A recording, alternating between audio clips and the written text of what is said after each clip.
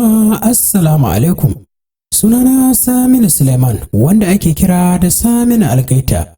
Yau ma dai ni ne zan ci gaba da kasancewa tare da ku, inda zan karanto muku labari mai suna rashin 'yanci. Ku ci gaba da kasancewa tare da mu. Idan ba ku manta ba, na tsaya ne inda nake ba ku labarin. Tsalle Malam Adinani da zummar ya fito shi ma ya kama gabar kogin. Yunkurin da ya ne kama gabar kogin amma ina sai wannan kada ta kara kawo sura inda ta cakita kalman fatar da yake kafar Malam Adinani. A daidai wannan lokacin shi ko Malam Adinani ya kusa fita daga kogin. Sauri ya subale wannan takalmin ya jefa shi cikin ruwa inda ya fito bakin kogin. Malam Adinani ya gaji matuƙa sosai inda ya tsaya ya samu guri ya zauna domin ya maida numfashinsa.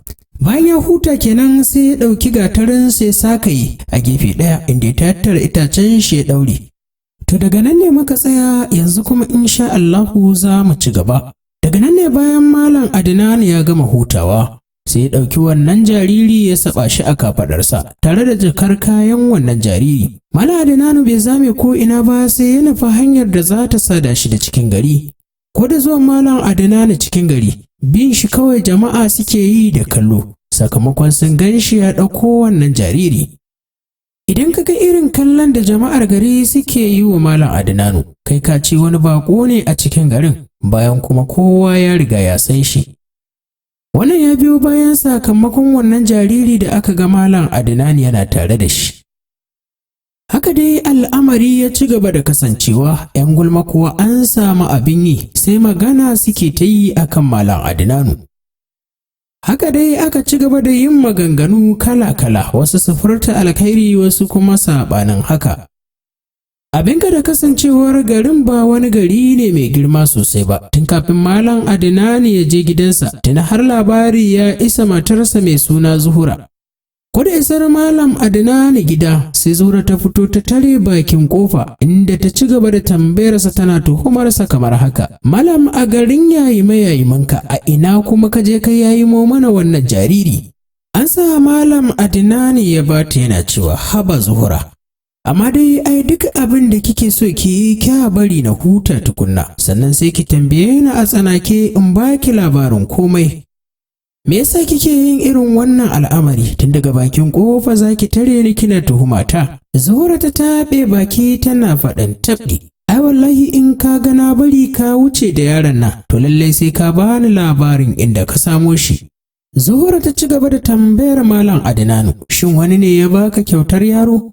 To bari in gaya maka, idan ma kyauta aka baka wannan yaron, to haƙiƙa ba za ka shiga da shi wannan gidan ba.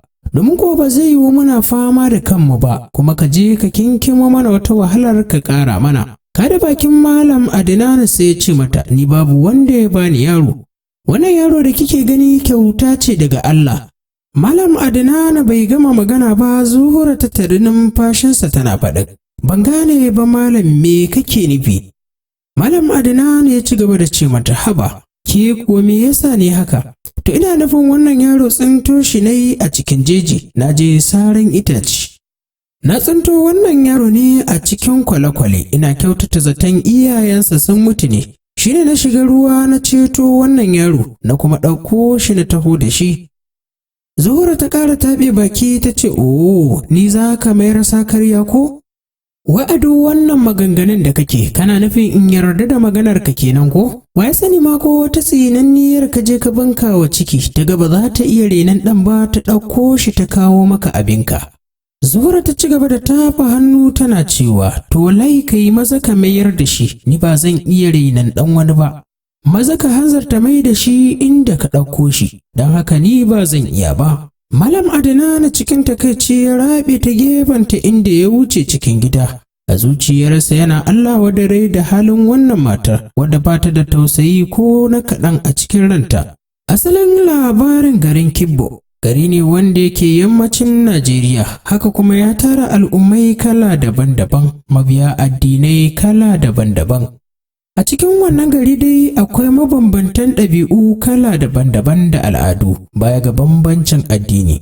Mafi yawan mutanen da suke garin Kibok mafi yawancinsu masunta ne, ma'ana masu kamin kifi. Ba don komai ba, sai dan Allah ya albarkaci wannan gari da manya-manyan kogi da suke zagaye da garin.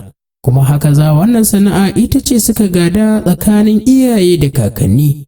Don haka kusan kowa idan ka je ka tarar a garin ya iya ruwa kuma ya iya kamin kifi. To jama'a duka kuma anan zan dakata da wannan takaitaccen labari sai kuma idan na zagayo a karo na 4 inda za ku ji mu da ci gaban wannan labari. Ku ci gaba da kasancewa tare da mu.